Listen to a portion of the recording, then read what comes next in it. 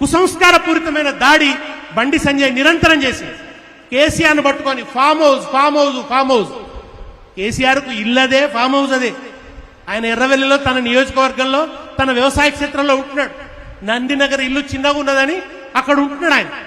అక్కడ ఉంటే farm house అని దాన్ని ఒక వెక్కిరింతగా హేళనగా అదేదో తప్పు కింద చిత్రించే ప్రయత్నం చేసిండు బండి సంజయ్.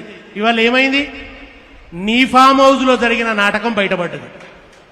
నీకు అదే ఫామ్ హౌస్ పామై మెడ చుట్టుకున్నది. నువ్వు ఇంకెవరినో ఫామ్ హౌస్ పేరిట బదనాం చేద్దాం అనుకుంటే నీ ఫామ్ హౌస్ నాటకం బయటపడ్డది. కేటీఆర్ ఎన్నాడు ఒక్కపొడి దినంగా కూడా నేను చూడలేదు. కేటీఆర్ ఎన్నాడు సిగరెట్ తాగింది లేదు. మందు ముట్టే మనిషి కాదు. విద్యావంతుడు, రేషనలిస్ట్, ప్రజల పట్ల పరితాపం ఉన్నటువంటి వాడు. ఆయనను పట్టుకొని డ్రగ్స్ డ్రగ్స్ డ్రగ్స్ అని ఒక దుర్మార్గమైన ప్రచారం, ఓ బట్టగాల్చి మీదేసే ప్రచారం. ఇవాళ అసలు డ్రగ్స్ ఎవరిని బయటపడ్డది? డ్రగ్స్ ఎక్కడ బయటపడ్డాయి? ఇవాళ ఎవరి కేసులో డ్రగ్స్ ఇన్వాల్వ్ అయి ఉన్నాయి?